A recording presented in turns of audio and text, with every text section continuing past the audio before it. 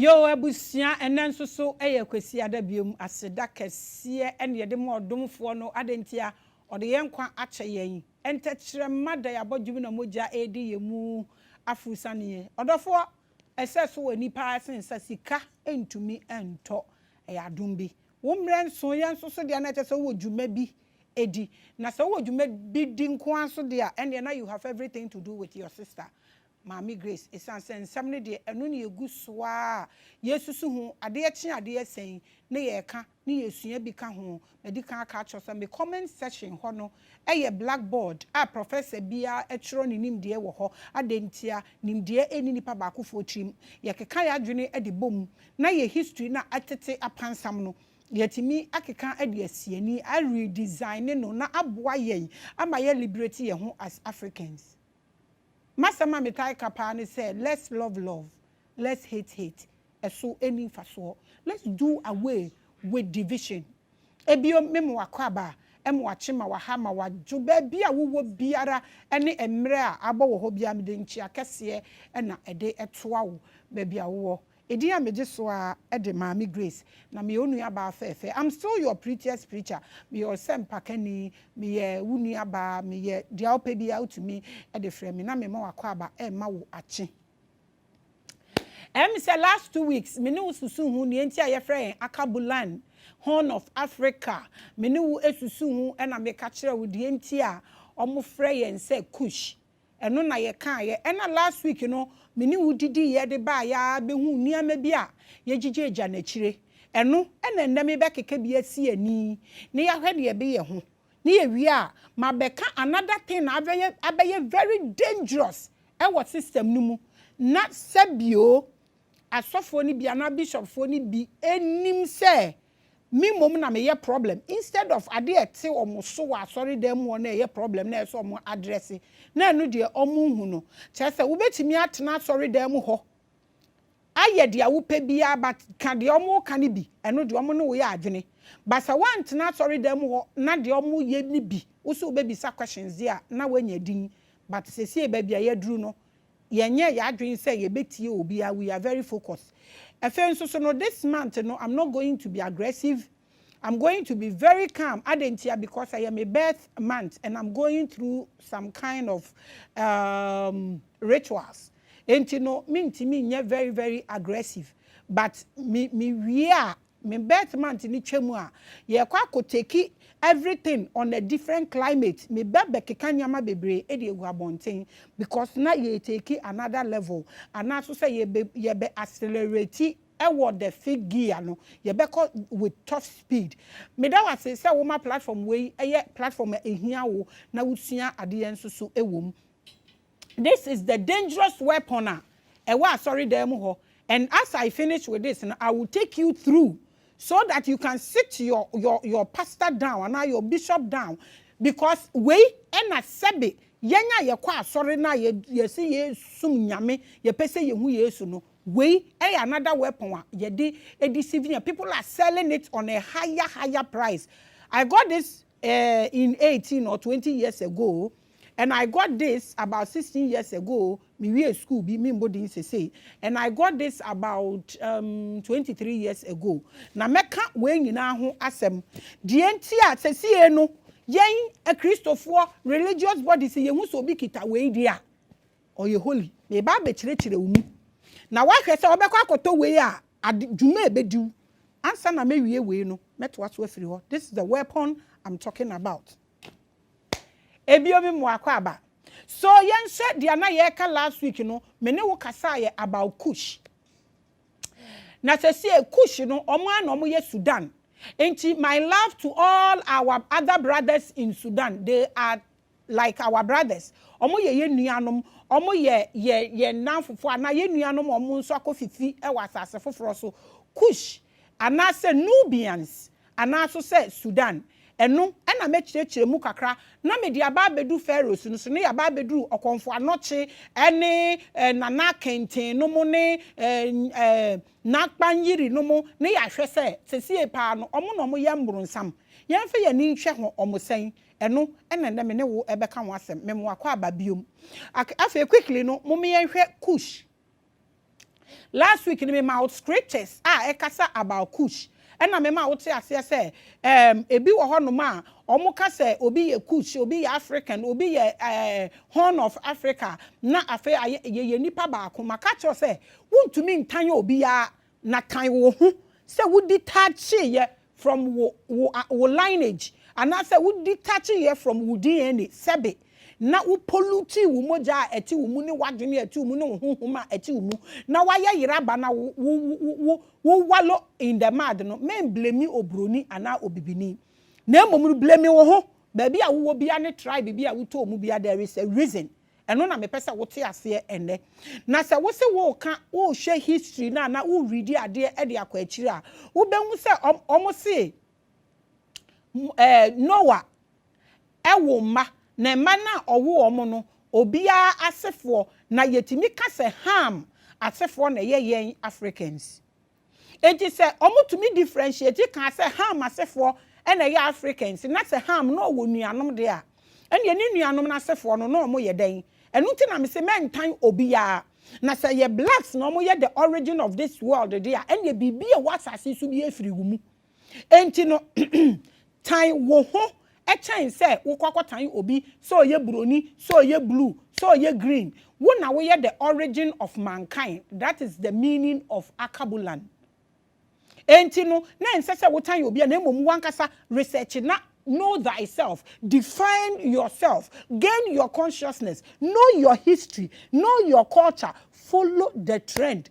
Adentia body esi hwodom a eno a na fifi ne ma wutu kogina ba bi kura eye body ba enti ye yira na ya yira ene ye hu kwan anase ya mpa okay efe ye mfemu e Noah asefo no omo na yen omo say Ham asefo no ye Africans no na wo hye omo say Haminites for ana Hamites for no omo say omo ni din no Hamites is the name formerly used for some northern and Horn of Africans. I want you to notice this. People in the context of now outdated model of dividing humanity into different races, which was developed originally by Europeans in support of colonialism and slavery. Enti no omo ba ye no kra omo betiti ye mu ana omo bechiche ye mu as Africans no. Na still la Kush ana Ham atefo was domo referred to us. Me say wo was de bia da Nyankopon ase say edin bi no mo eda so e wo Bible mu e na me ka kire you read the Bible when you are sitting in your DNA.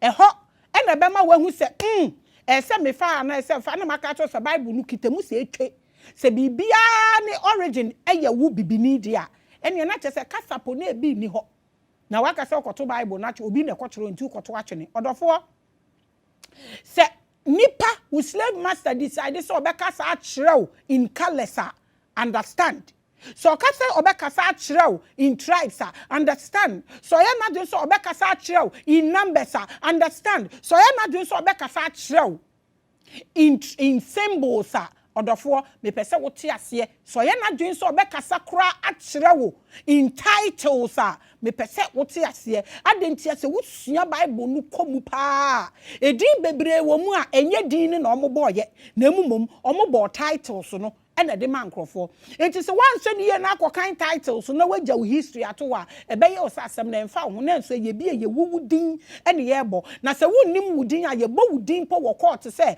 wo nana edan oja ye nyina ode ma wa wonnim wudin. How would you even know say ye wo ho asem ene ye ka memwakwa this is Aquarius era eye nimdie nko a enti edin na wo Bible ni mu na omutwitwa so asiasi no me pese wo do suko na wo start say wo read na wo so se enti Kush ana Nubians ana so say Sudan for no omo ye part of us enti se Bible ka Kush last week me my scripture no ka Israel no ka Hebrew no ka Ethiopia no ka Egypt hwinyen siye na de ye ma breho me se me nya power bi pa wahu sa world map no me make sure say madane de net ni sibre because river na e da so a sane free soro na esi from there me ne da so da ba bi e da na Minim ni enti a wobedane ade na history no kan nsisi so ntimi bisa African leaders, African spiritualists. Omo practice spirituality in Africa. Dear Namoye, what are you adding up to those who gave us something small and has left than calling them demonic? Ususa would defend it omoa. E dear ben na wo ye, e dear add up. And be some say dear Nameye, dear me yen we need to and you could see say I am really investing. Ebiom me ma wakwaba at the bad time with Maame Grace Jumedie so when they say kusha, ye nyina nipa da samano and ye free no wase for na assembly wo hwa eye me kra ya nanso so no gradually no I will get there. Say ye boni mro didin pe na ye ka asembone ye bo enok din pe na ye ka asembone me de wo ba ba fam na wa che say ankrofo we pa no what was going on Bible nankasa no is what exactly was the mission? What was the brain behind? What was the mindset for those who put the Bible together? And no na mi obi a nanka mebisa no enti mu amode mo se mu na mu ni Bible to say Yesu wu na mu gina ho ye tro na mu gina ho obi aka bibia ne de anim mo de na mo de mo ka ewo ma de se mu mpa adwuma aye na mo mpa bre bia bre na no na mo de aye mo adwuma mo ye nti mo mpa se obi ebisa asem wo me pese mo betena se na ka me bisa mo questions about sansem we ye nhwe pharaohs no Pharaohs ni mu na obehu Akhenaten obehu Ramses the first the second eye Bible ni mu a o na kire se ade ese ye ni giesem na ye wa hoho akora wasem we nyina ho ne se they couldn't change the name of Ethiopia gradually no Kush name no omu yisi Bible no mu nketenkete Bible no a lot of things are now changing again because aden they da ho no crofo ready nti whoever is responsible for Africans' downfall is still working hard. Once Africans decided to be narrow-minded and be sleepers. Whoever is after us, say or can say, it Mizram for Munday, Ebedu baby some people are holding this word in high esteem and they are making sure so say but lie. Some of us, till we die, it's still consciousness. Some people are printed, they have printed this thing in the head of their children. Into the Jomu Dumanu Kodri be a normal bet wasu. Na yen de ya didn't say ye nyanende, ye nyanochna. Now so me person me catcher wa shame, who America, who were the Euro baby, who will be a so we ye black and quadia. I want you to wake up for your inheritance. And yan tokwa. Just knowing yourself. Because if you die and you will go back to your ancestors as they claim, if you die and this mechanism will get rotten and your spirit doesn't have an end, then I tell you, don't be a joker on this earth. Because whatever you acquire here, you will leave it. But whatever you were sent to come and do here, you will be accountable for it. Because ya wo to kromu ya wo to abusuemu ya wo to obatan bi airline so na chete only wo pe na wo de ba ha. You are watching Time with Maame Grace. Edin ya meje so a ed Maame Grace me ye wo nua ba wo sempakani and I'm still the prettiest preacher. So asama me kan kasa bebreba me kan nyina en krofo we ya me bobom din they couldn't take their names out. It should prompt you. Now one say ni ye bedru baby ni say the America to say coach name is taken out no. E bedru baby no na akentenom akenaten ene tutunankamon no mo ene kafri ni kufu no mo no e bedru baby ni ahwe de here. All these names will be taken out because whoever had that mindset has left the inheritance for some people and they are trying to protect it whilst we sleep. My prayer is baby a wo biano onyankopon twedi ampo oma wunyane emfiri wundem se wuye nipa tuntum se wuye bibini onyankopon ema wunyane. We have the biggest continent, we have the biggest land, we have all the mineral, we have all the resources. Why have we lost everything? We've lost automatically everything, including our dignity. This is what I'm saying, that wake up. If you don't see where you are, so what person baby okay ma wona utina na eho enye habitant. You need to create a habitant for yourself so you can live comfortably. Enye sika na ye problem no because the nyame de be ma wo bia se we nya adwen no na wen gani wo consciousness no wan nya wadwen se obe manage niam yi a you will still be poor even if they open the whole Bank of England for you. Now we need management. Obey poor. Africans, this is our biggest problem. Management, any short term, any show off is killing us. Your great grandfather will or no or Jane. Shedi way Tutunankama. I'm mentioning the pharaohs, Ramses, Tutunankaman, Kutu, Tutmosis, almost said Tutumose, Kafre, Cleopatra. I want you to underline Cleopatra. He was a female goddess, a female queen. Now, what do you know? Now, you try Bible, I bet catch yourself more baby and you come. Do you know the energies of a woman? That could be as time goes on. Make can't send me. Me see me di me birthday we me di nia baby be boboni ama anim e di ama na ma kire udi enti a ye wo mema omo ye hermaphrodite like omo wo emba oba ebo esu na owo ba emasu me ba be kasa asem we a kire na ma kire udi enti a garden of eden omo se oba e na be owo e na oni owo be ye sex whatever emba mienu hia na so omo ye sa bone na ensusuaso ode ba me di me birthday ni we I'm going to open up and I'm going to spill a whole lot of stuff. I don't care anymore. Africans should wake up. Nkrofo bebre abewu akọ just for this message and I'm taking over the baton and I know I will hand it over to someone. So I may catch you say one sheni year said the kush dino say some of the Bible no omu change woman no one sheni year bedru baby Ethiopia ombepe diama no Egypt ombepe diama no River na ombepe diama no na be koswa na tutunankama no mo any tutu mo senemo ani omo keka hu nyina omudin no atwam. These are the 10 names of the pharaohs omo bedi ewiase nyina so omudin ne da so wo Bible num na ya na omo short asem no nti ene no me pempem wa adwene ho na maka kire wo say odofo so original wo na so na ye research about a din biara omo bebo wo Bible num a wo cha esewudin na ensete well with you adentia omo bebo din no na omo aka asem ne kakra bi so man ye ne bada no man painting ne black no man kan wasem bone no man kan asem ne kakra bi no man agya no wo ho nti wo read no say one tena wo din ne mu na one frɛ wo ancestors come and speak to me concerning this matter because you were there yetumi so daye yeda so daye ehu ba bi a gold wo no man akọ yi gold ne dia na say these ancestors they speak to us. By ye demonize yomo and ya cut it off ye fruma every baby ye nchifi enti omo twenya eno ane so omo twenye yo no mo de ye ko ye biggest problem no enu nie eye ntokwa na ama ye mu atete mo ma yenhwe Nimrod e de na ye omo ka for Nimrod ho anytime obeti Nimrod asem na ye bone Nimrod no ono na oye kushiba kush ni ye no waba enti no utresi a na we are talking about African ancestors.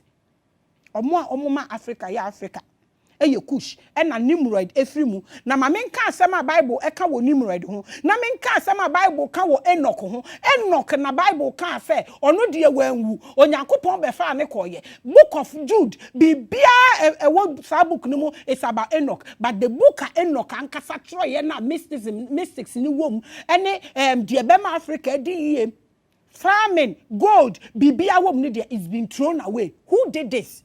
What was the mindset? What is the agenda? What so ye Christian apologists? Who did not social media? Me say brani yentenase. Ni yemba by asem wemu. Be ye me questions are no mami. Ne wiase nyina hu sampa. Who defend the Bible? Don't sit in your comfort zone and say what you want. Me say me ni abreko.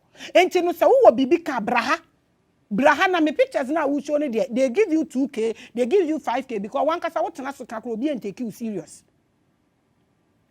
Sa Nimrod way say na Bible can about Nimrod. I read Genesis chapter 10 verse 8 to 12. I read. Or say Cush begot Nimrod. He began to be a mighty one on the earth. Bible na account. Or say Nimrod the mighty one on the earth. Now he was born by Cush. Or no, and your friend African horn. Omo no mo ye Nubians. Omo no mo ye Sudans no. Tieni yo.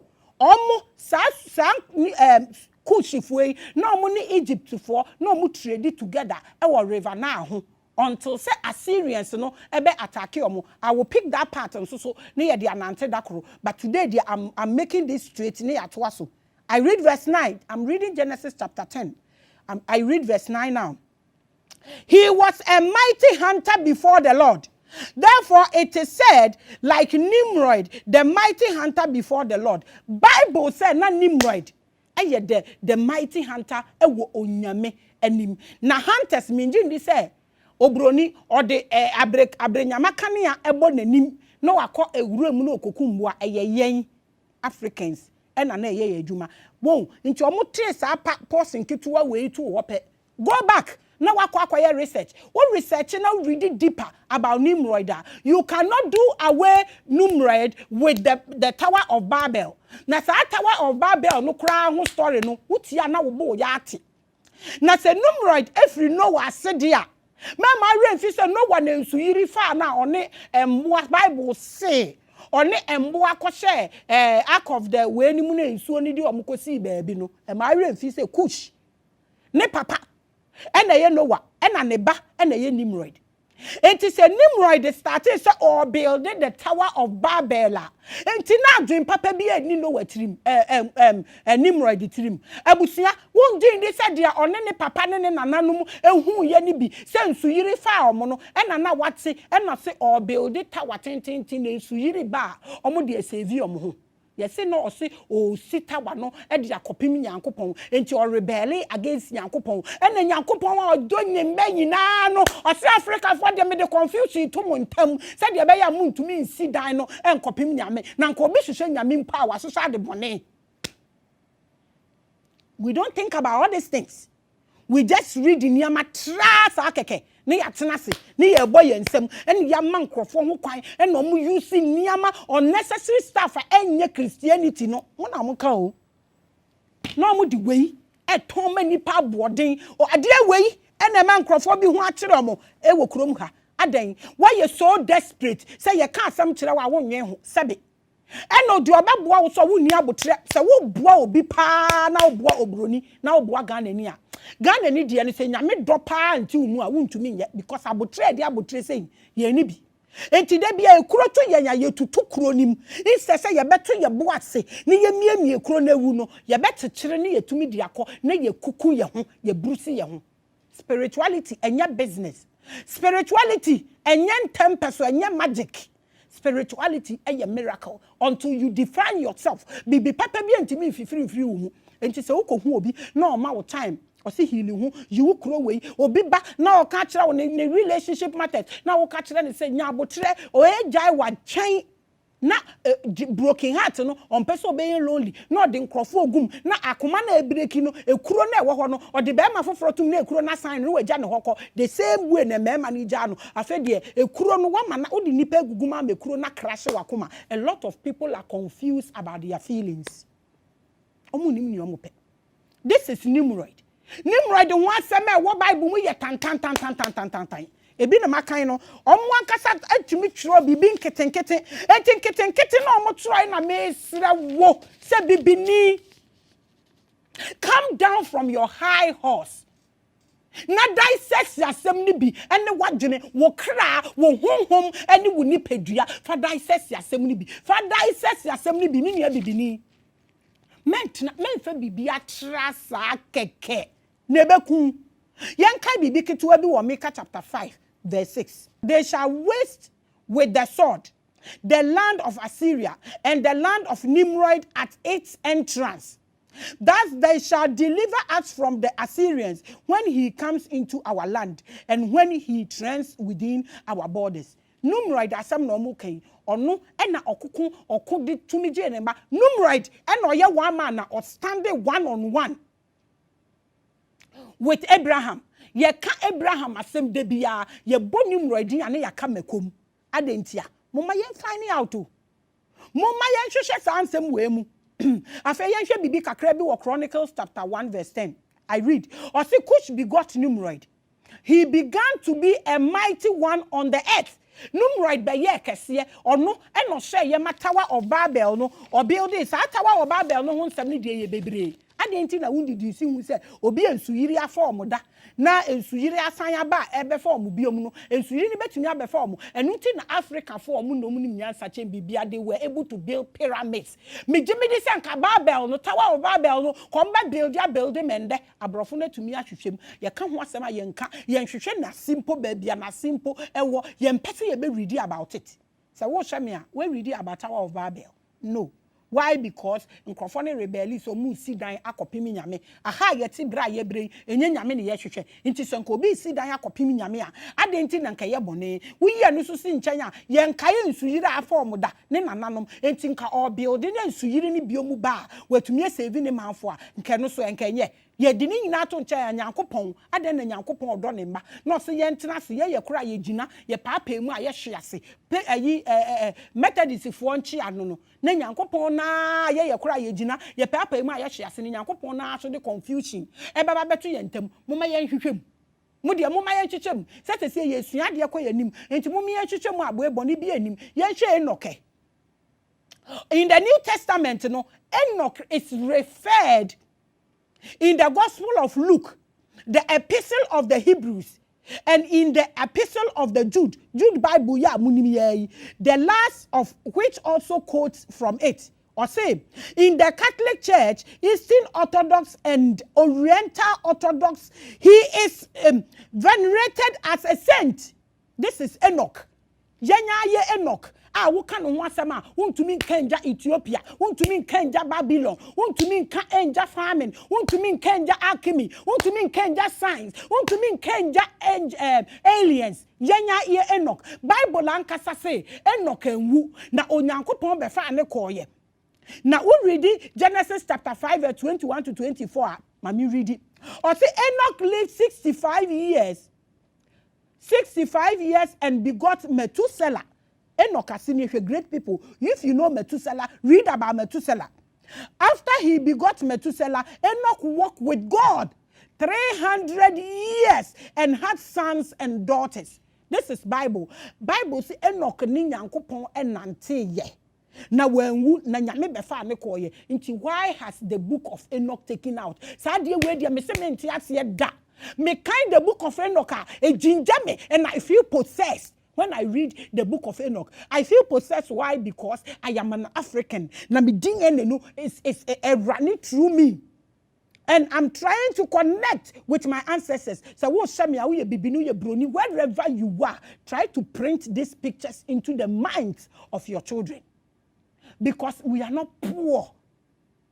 We are not in caves. We are not animals. We are the origin of everything. We are Akabulan, all powers, all origin of mankind. It's us. Whatever that has bewitched us, let's wake up. Let's gain our consciousness. Let's turn things around. Let's reconnect. Now next week, onyame mama ahoɔden meba be bobo enkrofo bidi ya santoa ene okonfo anoche no ene omokeka ho yese Yesu okopirichi kire spirit ayaye omuwo prison spirit wo prison simply means yese wo ye bone a na obronsam de what to prison enti se ye nananom mpo eye bone na bronsam de omato mpuchire mu a Jesus went to preach in the prison, preach to spirits in the prison. Enti bishop hey wo for say me de me na madane bronsam. Don't worry, pray for us, pray for my ancestor. Pray for your Santua. I said, if they are there, they should possess me and slap some people's faces. Because to me condemn you be now on tran assassin so funny din money moja so and run it through you. And nuti and yebre. It's time. I am saying wake up. Gain your consciousness. Know thyself. Yempese yemano omobeye yes amasebium. O hieni a otini fie the confidence level e was through Africa obi enye hieni. Said ye tie bia obi didi ansa na wada.